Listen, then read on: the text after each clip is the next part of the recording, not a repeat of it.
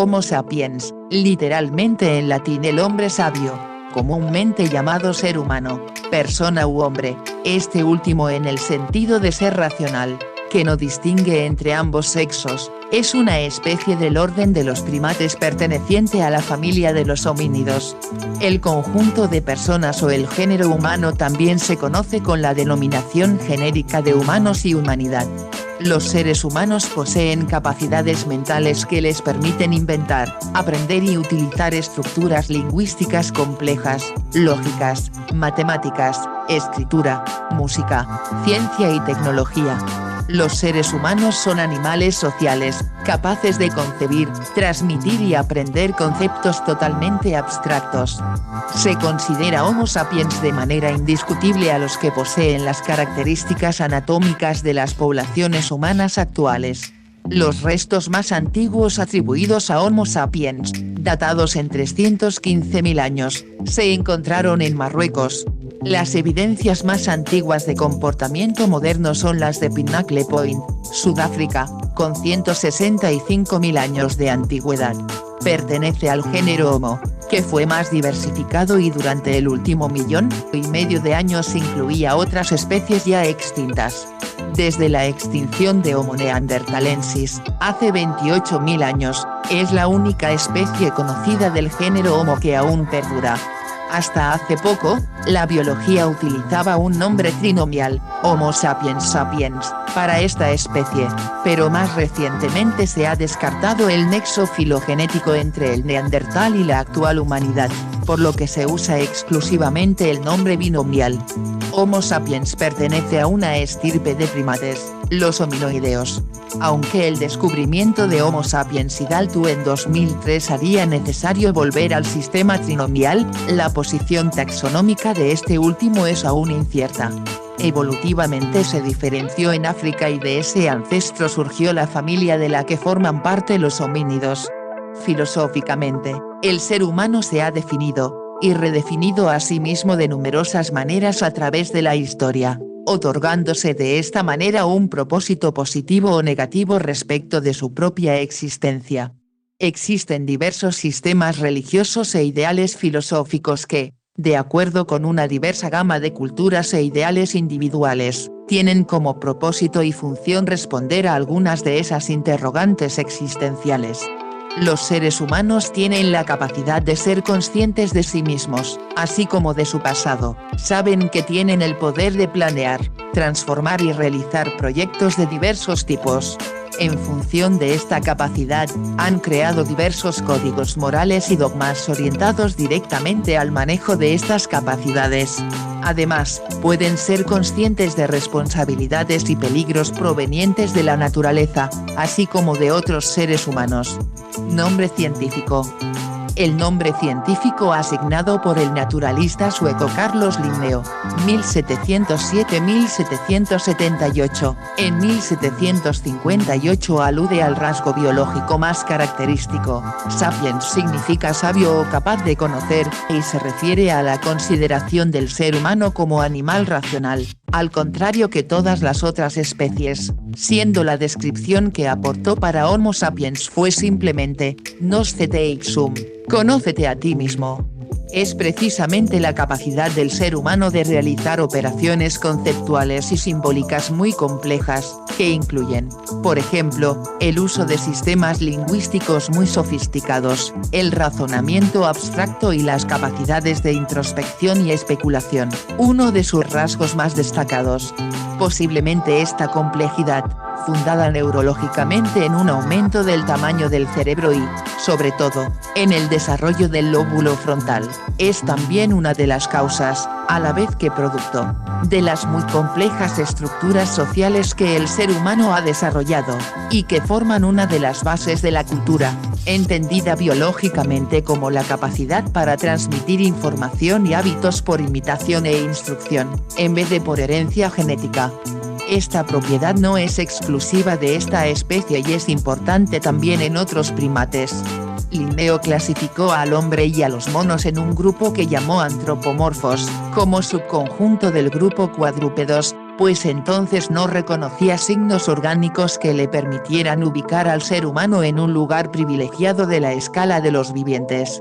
Años más tarde, en el prefacio de Fauna Suezica, manifestó que había clasificado al hombre como cuadrúpedo porque no era planta ni piedra, sino un animal, tanto por su género de vida como por su locomoción y porque además, no había podido encontrar un solo carácter distintivo por el cual el hombre se diferenciara del mono. En otro contexto afirmó sin embargo que considera al hombre como el fin último de la creación. A partir de la 10ª edición de Sistema Naturae reemplazó a los cuadrúpedos por los mamíferos y como primer orden de estos, puso a los primates, entre los cuales colocó al hombre. Linneo tuvo el mérito de dar origen a un nuevo e inmenso campo epistemológico, el de la antropología, si bien se limitó a enunciarlo y no lo cultivó. A él tendrán que remitirse todos los científicos posteriores, tanto para retomar sus definiciones como para criticarlas. En 1758 se definió al Homo sapiens linneano como una especie diurna que cambiaba por la educación y el clima. Linneo no designó un holotipo para Homo sapiens, pero en 1959 William Stearn propuso al propio Linneo, padre de la moderna taxonomía, como lectotipo para la especie. Con posterioridad se difundió la idea de que había sido sustituido por Edward Coe, pero esta propuesta no llegó a formalizarse, así que siguen siendo los restos de Linneo enterrados en Uppsala el tipo nomenclatural que debe considerarse simbólico para la especie Homo sapiens. En la actualidad existen defensores de incluir al ser humano, chimpancé, Pan troglodytes, y bonobo, Pan paniscus, en el mismo género, dada la cercanía filogenética, que es más estrecha que la que se encuentra entre otras especies animales que sí están agrupadas genéricamente. Sin embargo, la inmensa mayoría de los especialistas no consideran correcto incluirlos dentro del mismo género, debido a que los linajes evolutivos que condujeron al ser humano y al chimpancé divergieron hace entre 6 y 10 millones de años y se diversificaron posteriormente, como argumenta Sandy Harcourt, y debido a las significativas diferencias entre los planes corporales de ambas líneas, especialmente en la de los hominina, que permiten justificar varios géneros, Ardipithecus, Paranthropus, Australopithecus u Homo. Biología. El ser humano es un ser vivo, y como tal está compuesto por sustancias químicas llamadas biomoléculas, por células y realiza las tres funciones vitales, nutrición, relación y reproducción. Además, el cuerpo es un organismo pluricelular, es decir, está formado por muchas células, entre las cuales existen diferencias de estructura y de función.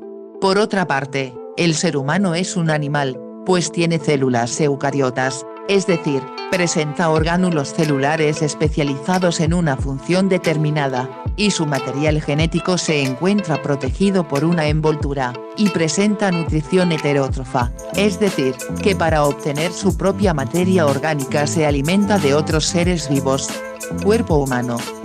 En cuanto a su locomoción y movimiento, es uno de los más plásticos del reino animal, pues existe una amplia gama de movimientos posibles, lo que le capacita para actividades como el arte escénico y la danza, el deporte y un sinnúmero de actividades cotidianas.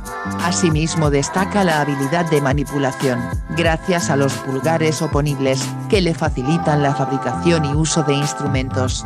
La especie humana posee un notorio dimorfismo sexual en el nivel anatómico, siendo los hombres adultos más altos y más pesados que las mujeres en promedio, aunque se ha notado una tendencia secular al aumento de las tallas en ambos sexos, especialmente durante el siglo XX.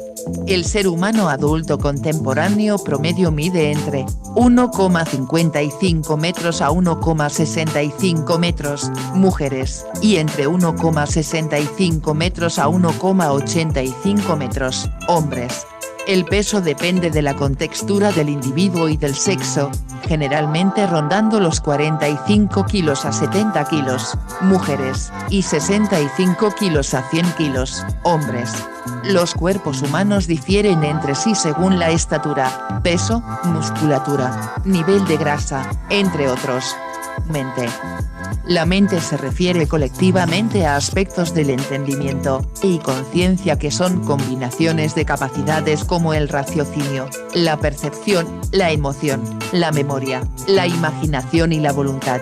La mente, según la neurociencia, es un resultado de la actividad del cerebro.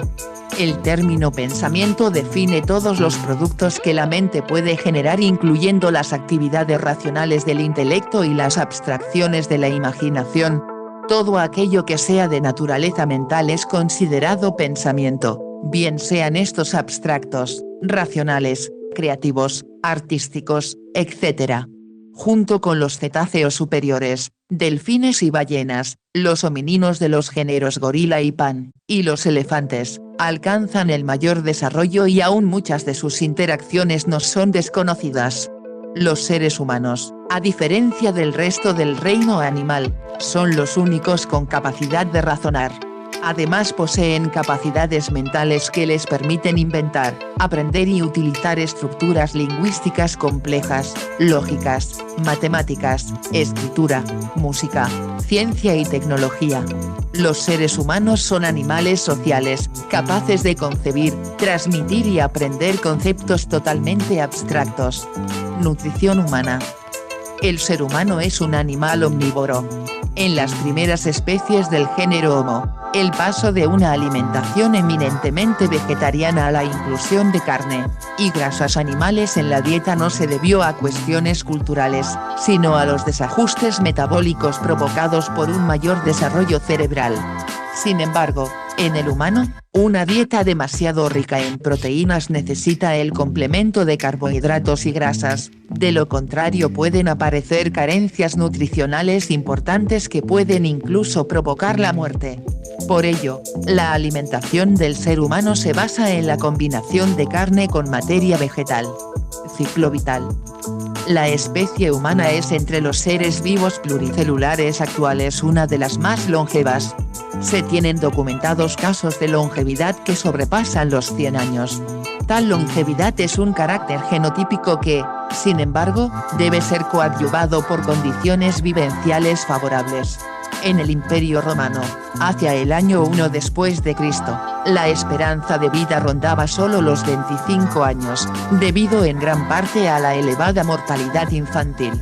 A principios del siglo XXI, la esperanza de vida global era de unos 70 años aproximadamente, siendo más elevada en países desarrollados y más baja en países subdesarrollados.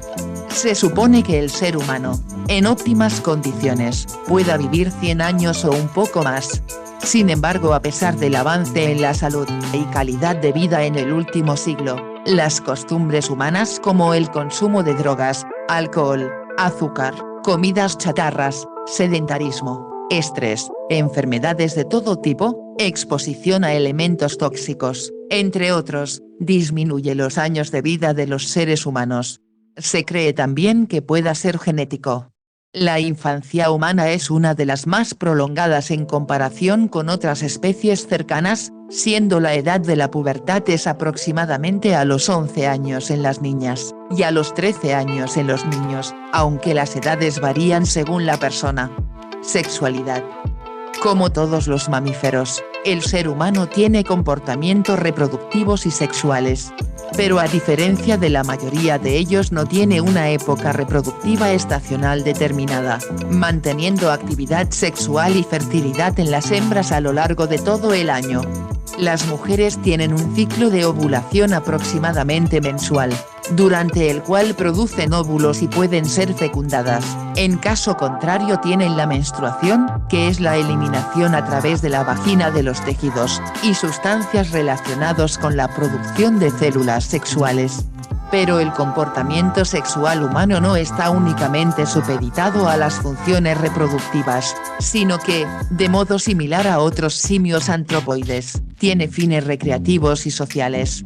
En el contacto sexual se busca tanto el placer como la comunicación afectiva. Es una parte importante de las relaciones de pareja, y también se considera importante en las necesidades psicológicas del individuo aunque no tenga una relación de pareja.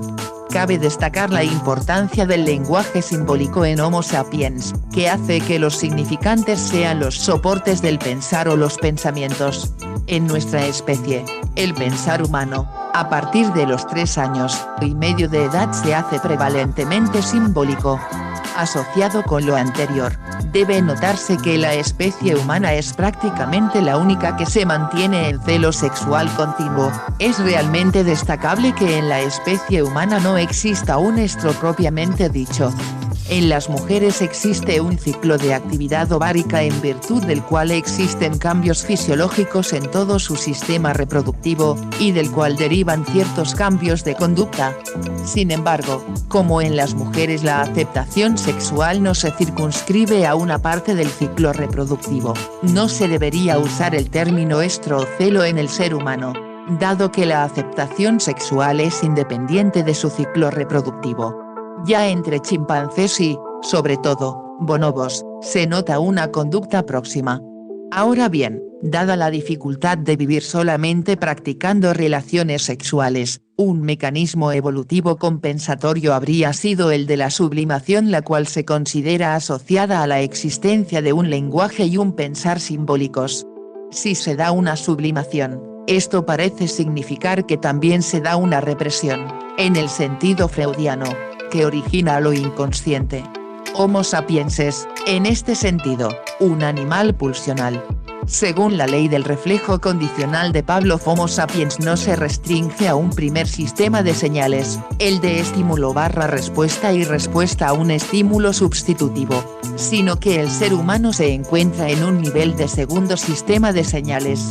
Este segundo sistema es, principalmente, el del lenguaje simbólico, que permite una heurística, que es la capacidad para realizar de forma inmediata innovaciones positivas para sus fines. Por otra parte, la especie humana es de las pocas, junto con el bonobo, Vampaniscus, en el reino animal que copula cara a cara, lo cual tiene implicaciones emocionales de gran relevancia para la especie. Cabe anotar que con el surgimiento de la teoría de la inteligencia emocional, desde la psicología sistémica, el ser humano no debe reducirse a sus pulsiones, las cuales sublima o reprime, sino que se entiende como un ser sexuado, que vive esta dimensión en relación con la formación recibida en la familia y la sociedad. La sexualidad se forma entonces desde los primeros años, y se va entendiendo como una vivencia procesual acorde a su ciclo vital y su contexto sociocultural. A diferencia de lo que ocurre en la mayor parte de las otras especies sexuadas, la mujer sigue viviendo mucho tiempo tras la menopausia. En las otras especies la hembra suele fenecer al poco tiempo de su llegada. Por la indicada prematuración, la madurez sexogenital es con relación a otras especies muy tardía entre los individuos de la especie humana. Actualmente en muchas zonas la menarquia está ocurriendo a los 11 años, esto significa que, aunque la madurez sexogenital es siempre lenta en la especie humana, existe un adelantamiento de la misma respecto a épocas pasadas, del mismo modo suele darse una menopausia cada vez más tardía. Pero si la madurez sexogenital es tardía en la especie humana, aún más suele serlo la madurez intelectual y, en especial, la madurez emotiva. Mitos sobre los orígenes. A lo largo de la historia se han ido desarrollando distintas concepciones míticas, religiosas, filosóficas y científicas respecto del ser humano, cada una con su propia explicación sobre el origen del hombre, trascendencia y misión en la vida. De los simios del viejo mundo. Evolutivamente, en cuanto perteneciente al infraorden Catarrhini, Homo sapiens parece tener su ancestro, junto con todos los primates catarrinos, en un periodo que va de los 50 a 33 millones de años antes del presente, a.p. Uno de los primeros catarrinos, quizás el primero, es Propliopithecus, incluyendo a Egyptopithecus. En este sentido, el ser humano actual, al igual que primates del viejo mundo con características más primitivas, probablemente descienda de esa antigua especie. Homínidos bípedos. En cuanto a la bipedestación, esta se observa en ciertos primates a partir del Mioceno. Ya se encuentran ejemplos de bipedación en Oreopithecus bamboli, y la bipedestación parece haber sido común en Horrorin y Ardipithecus. Las mutaciones que llevaron a la bipedación fueron exitosas porque dejaban libres las manos para agarrar objetos y, particularmente, porque en la marcha un homínido ahorra mucha más energía andando sobre dos piernas que sobre cuatro patas, puede acarrear objetos durante la marcha y otear más lejos. Sin embargo, de remontarse la bipedestación a quizás a unos 6 millones de años AP, la andadura o forma de marcha típica del humano se consolida aproximadamente hace al menos unos 4 millones de años con Australopithecus. Previamente los primates antropoides apoyaban toda la planta del pie haciendo una flexión y descargando el peso en el calcáneo. En cambio, Australopithecus logra una marcha bípeda eficiente, pues se notan claramente los cambios anatómicos a nivel del pie, en especial del dedo gordo. También ajustando el ángulo del fémur con el cuerpo para el equilibrio, la cadera o pelvis cambia a más robusta, corta y cóncava, forma de cuenco, la columna pasó de ser un arco en forma de C a una forma de S, y el agujero de la base del cráneo que conecta con la columna se desplazó hacia adelante como dirigiéndose al centro de gravedad de la cabeza. Hace 1.5 millones de años con Homo erectus o con Homo ergaster, la andadura moderna implica la existencia de un pequeño ángulo entre el dedo gordo y el eje del pie, así como la presencia del arco longitudinal de la planta y una distribución medial del peso. Nótese que en las mujeres la andadura distribuye el peso más hacia las partes internas del pie debido a la mayor anchura de la pelvis. Todos los cambios reseñados han sucedido en un periodo relativamente breve, aunque se mida en millones de años. Esto explica la susceptibilidad de nuestra especie a afecciones en la columna vertebral y en la circulación sanguínea y linfática. Por ejemplo, el corazón recibe relativamente poca sangre. Aparece el ser humano. Lo que denominamos propiamente humano es una referencia a la aparición de la capacidad de fabricar herramientas de piedra en un homínido bípedo, Homo habilis, considerado por la mayoría como la especie humana más primitiva, mostrando además incremento en la capacidad craneana con respecto a Australopithecus. Es así como se establece que hace unos 2,5 millones de años, con la aparición del género Homo, se toma como punto de inicio para el Paleolítico o Edad de Piedra. Mayor éxito evolutivo tendrá Homo erectus, quien logrará expandirse por toda Eurasia. Evolución de la nutrición. Probablemente cuando los ancestros de Homo sapiens vivían en selvas comiendo frutos, bayas y hojas, abundantes en vitamina C, pudieron perder la capacidad metabólica que tiene la mayoría de los animales de sintetizar en su propio organismo tal vitamina. Ya antes parecen haber perdido la capacidad de digerir la celulosa.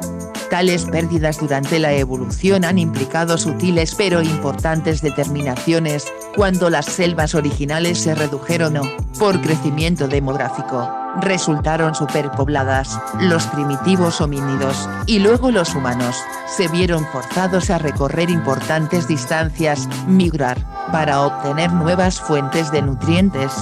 La pérdida de la capacidad de metabolizar ciertos nutrientes como la vitamina C habría sido compensada por una mutación favorable que permite a Homo sapiens una metabolización óptima, ausente en primates, del almidón, y así una rápida y barata obtención de energía, particularmente útil para el cerebro. Homo sapiens parece ser una criatura bastante indefensa, y como respuesta satisfactoria la única solución evolutiva que ha tenido es su complejísimo sistema nervioso central, espoleado principalmente por la búsqueda de nuevas fuentes de alimentación. Se ha sugerido la hipótesis de que la cefalización aumentó paralelamente al incremento de consumo de carne, aunque dicha hipótesis no concuerda con el grado de cefalización desarrollada por los animales carnívoros. La habilidad humana para digerir alimentos con alto contenido de almidón podría explicar el éxito del Homo sapiens en el planeta, y sugiere un estudio genético. Humanos arcaicos.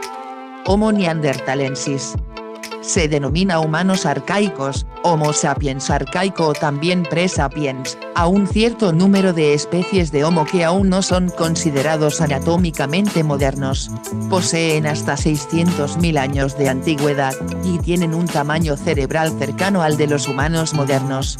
El antropólogo Robin Dunbar opina que es en esta etapa cuando aparece el lenguaje humano. La filiación de estos individuos dentro de nuestro género resulta aún controvertida.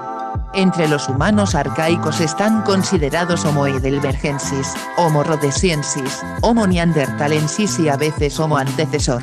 En 2010 se ha añadido a estos el denominado hombre de Denisova, y en 2012 el denominado hombre del ciervo rojo en China. Ya que no son sapiens, algunos especialistas prefieren llamarlos simplemente arcaicos antes que H. sapiens arcaico. Humanos anatómicamente modernos.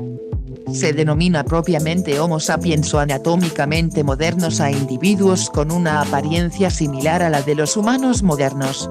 Estos humanos pueden clasificarse como premodernos, pues en ellos no se observa todavía el conjunto de características de un cráneo moderno, casi esférico, con la bóveda alta y la frente vertical. La similitud se aprecia a nivel del esqueleto del cuerpo y cavidad craneana, pero esta similitud no es total pues el rostro aún mantiene características arcaicas como los arcos superciliares, grandes cejas, y prognatismo maxilar, proyección bucal, aunque menos desarrollados que en los neandertales. Se considera dentro de este grupo a los restos de Florisbat en Sudáfrica, 260.000 años, los de Erto en Etiopía, que corresponde a Homo sapiens hidaltu, 160.000 años, los de Jebel Irhoud en Marruecos, 315.000 años, y los de Skul Barrakazé al norte de Israel, 100.000 años. También se considera anatómicamente modernos a los hombres de Kibis, sin embargo, estos se enmarcan mejor dentro de los humanos modernos. Los humanos modernos. Ascendencia mitocondrial africana.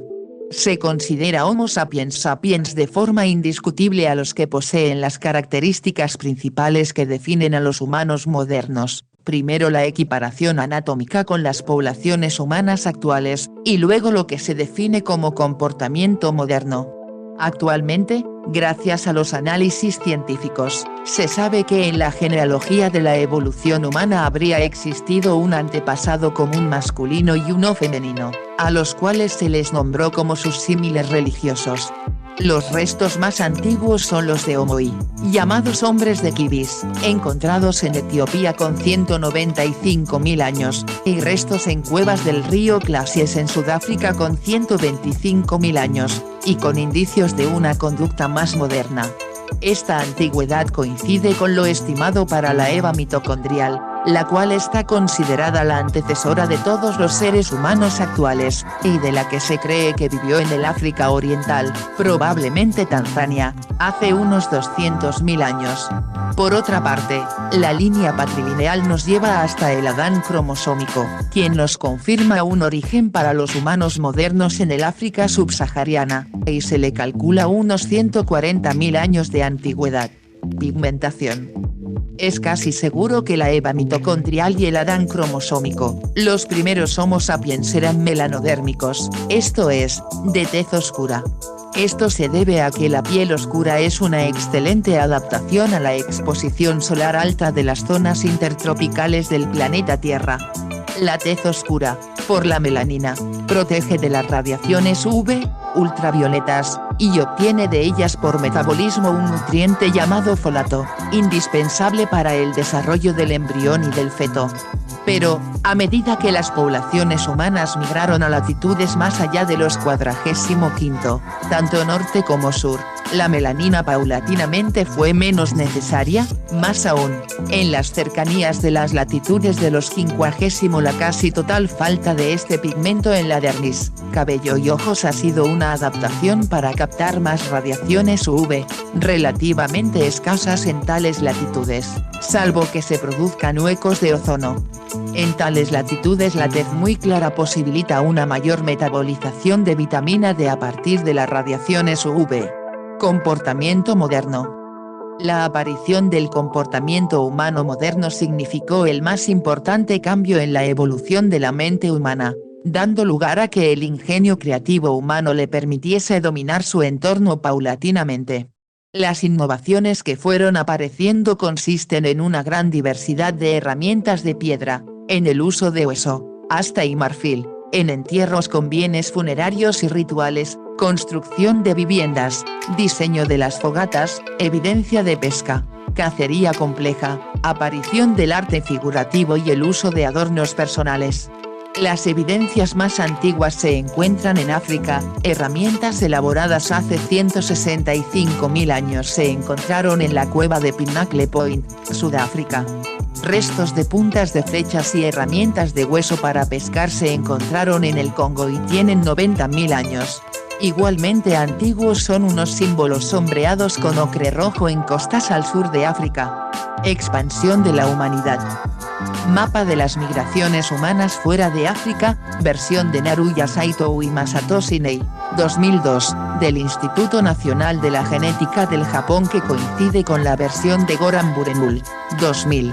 Según la teoría fuera de África, hubo una gran migración de África hacia Eurasia hace 70.000 años que produjo la paulatina dispersión por todos los continentes.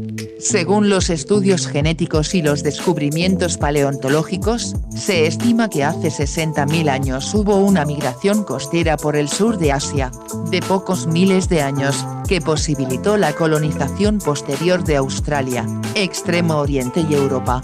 En Occidente hubo un centro de expansión en el Medio Oriente que está relacionado con el hombre de Cro-Magnon y la población temprana de Europa, probable causa de la extinción del hombre de Neandertal. Según algunos estudios genéticos, en Europa hubo 3 migraciones, la primera, proveniente del Asia Central hace 40.000 años que colonizó la Europa del Este. Una segunda oleada hace 22.000 años, proveniente del Oriente Medio, que se instaló en la Europa del Sur y del Oeste. El 80% de los europeos actuales son descendientes de estas 2 migraciones, que durante el transcurso del máximo glaciar de hace 20.000 años se refugiaron en la península ibérica y en los Balcanes, para volver a expandirse por el resto de Europa cuando llegó el clima favorable. La tercera migración se habría producido hace 9.000 años, proveniente del Oriente Medio, durante el transcurso del Neolítico, y solo el 20% de los europeos actuales llevan marcadores genéticos correspondientes a esos emigrantes. Otros estudios dicen lo contrario, afirmando que en Europa el componente neolítico desde el cercano Oriente es el más importante. Lo cierto por ahora es que el acervo genético europeo prehistórico proviene mayoritariamente del cercano Oriente, y una menor parte proviene de África, Asia Central y Siberia. En Oriente la población es igualmente antigua. El pliegue epicántico de los párpados existente en gran parte de las poblaciones del Asia y de América, el pliegue que hace bridados en su aspecto externo a los ojos, ha sido una especialización de poblaciones que durante las glaciaciones debieron pervivir en lugares con abundancia de nieve. Los ojos vulgarmente llamados rasgados entonces fueron el modo de adaptación para que los ojos no padecieran un excesivo reflejo de la luz solar reflejada por la nieve. Sin embargo, una publicación de julio de 2019 en la revista Nature puso en tela de juicio las teorías e ideas previas acerca del momento del poblamiento de Europa por Homo sapiens desde África. El hallazgo y datación de un cráneo de Homo sapiens de 210.000 años de antigüedad en Grecia significaría un poblamiento de Europa 60.000 años más temprano que lo que se suponía. Lenguaje y semiótica. El lenguaje designa todas las comunicaciones basadas en la interpretación, incluyendo el lenguaje humano, pero la mayoría de las veces el término se refiere a lo que los humanos utilizan para comunicarse, es decir, a las lenguas naturales. El lenguaje es universal y es usado por naturaleza en las personas y en los animales. Sin embargo, filósofos como Martin Heidegger consideran que el lenguaje propiamente tal es solo privativo del hombre. Es famosa la tesis de Heidegger según la cual el lenguaje es la casa del ser, Haus des Seins, y la morada de la esencia humana. Este criterio es similar al de Ernst Cassirer, quien ha definido a Homo sapiens como el animal simbólico por excelencia, tan es así que es casi imposible suponer un pensamiento humano sin la ayuda de los símbolos, particularmente de los significantes que subyacen como fundamentos elementales para todo pensar complejo y que trascienda a lo instintivo. Actualmente la especie humana muestra esta faceta hablando en torno a 6.000 idiomas diferentes, si bien más del 50% de los 7.000 millones de personas que actualmente conforman la colectividad humana, sabe hablar al menos una de las siguientes lenguas: chino, mandarín, español, inglés, francés, árabe, hindi, portugués, alemán, bengalí o ruso. Espiritualidad y trascendencia.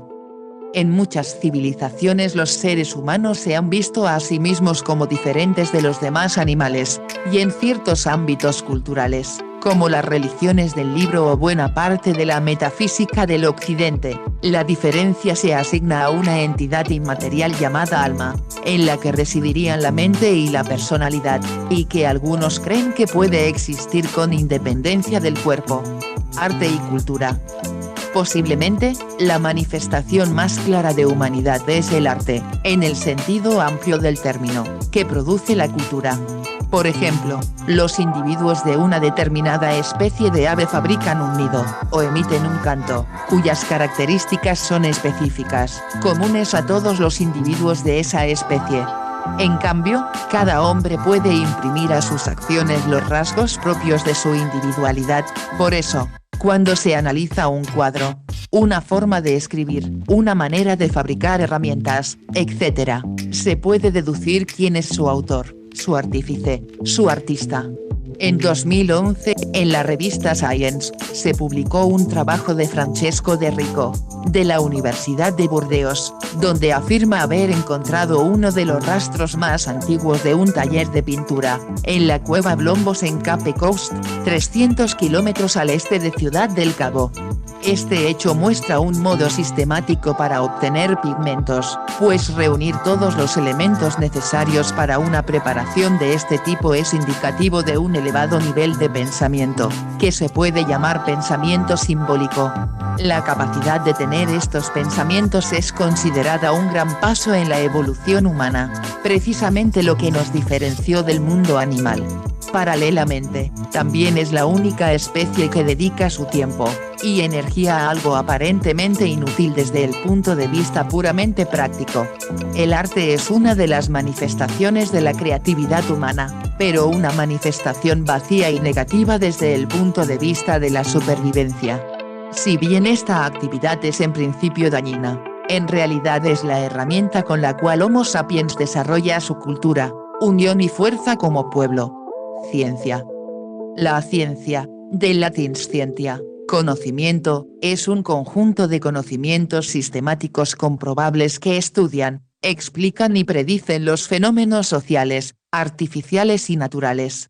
El conocimiento científico se obtiene de manera metodológica mediante observación y experimentación en campos de estudio específicos. Dicho conocimiento se organiza y se clasifica sobre la base de principios explicativos, ya sean de forma teórica o práctica. A partir del razonamiento lógico y el análisis objetivo de la evidencia científica se formulan preguntas de investigación e hipótesis, se deducen principios y leyes, y se construyen modelos, teorías y sistemas de conocimientos por medio del método científico. La ciencia considera y tiene como fundamento la observación experimental. Este tipo de observación se organiza por medio de métodos, modelos y teorías con el fin de generar nuevo conocimiento. Para ello se establecen previamente unos criterios de verdad y un método de investigación. La aplicación de esos métodos y conocimientos conduce a la generación de nuevos conocimientos en forma de predicciones concretas, cuantitativas y comprobables referidas a observaciones pasadas, presentes y futuras. Con frecuencia esas predicciones se pueden formular mediante razonamientos y estructurar como reglas o leyes generales, que dan cuenta del comportamiento de un sistema, y predicen cómo actuará dicho sistema en determinadas circunstancias.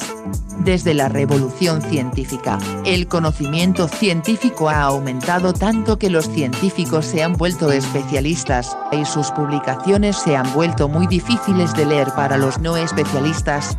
Esto ha dado lugar a diversos esfuerzos de divulgación científica, tanto para acercar la ciencia al gran público, como para facilitar la comprensión y colaboración entre científicos de distintos campos. Sociedad. Una sociedad humana es aquella que se considera a sí misma, a los habitantes y a su entorno, todo ello interrelacionado con un proyecto común, que les da una identidad de pertenencia. Asimismo, el término connota un grupo con lazos económicos, ideológicos y políticos. Tal sociedad supera al concepto de nación-estado, planteando a la sociedad occidental como una sociedad de naciones, etc. Hábitat.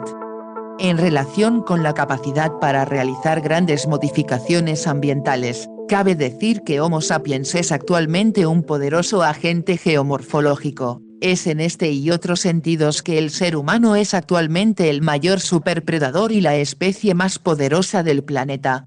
Sin embargo, sigue siendo frágil ante posibles eventos cataclísmicos que pudieran afectar a su hábitat, como las glaciaciones. Homo sapiens, por ser un animal muy vulnerable en el medio natural, es muy dependiente de la tecnología. Ergo, es dependiente de la ciencia por primitiva que ésta sea, así es que se dice de Homo sapiens que es Homo faber. Quizás, dado que todo sistema retroalimentado de forma natural llega a su fin, el fin de un ecosistema llega cuando la vida ha logrado evolucionar hasta lograr seres con un grado de conciencia capaz de programarse en función de la educación recibida y no según lo termodinámicamente sostenible. La educación es, por tanto, la demostración evidente de si somos parte de un sistema aún mayor o intentamos independizarnos de todo, estableciendo nuestras formas de obtener nuestros recursos, sin tener en cuenta los ya establecidos por la propia naturaleza. Por ejemplo, la naturaleza le dota de capacidades físicas para buscar alimentos en el medio que le rodea de una manera termodinámicamente eficaz. Los humanos establecen que lo mejor es racionalizar los medios que la naturaleza les da y replicarlos de forma industrial, aplicando procesos que no se dan de forma natural, aumentando el consumo energético por redundar algo que ya existe y ampliándolo a algo totalmente termodinámicamente innecesario, como es el hecho de que se le entregue alimento en casa. De intervenir los códigos genéticos de las especies alimentarias para hacerlas resistentes a enfermedades. De influir en qué alimentos contendrán semillas y cuáles no y un largo etcétera, que a día de hoy nos hace la vida más cómoda, pero que ignoran cómo les afectan esos cambios en su estructura genética y, por lo tanto, si su descendencia portará características fundamentales para sobrevivir a un medio natural o, por el contrario, nacerán y dependerán tan íntimamente del medio artificial que cualquier modificación a ese medio le incapacite de tal manera que provoque su extinción.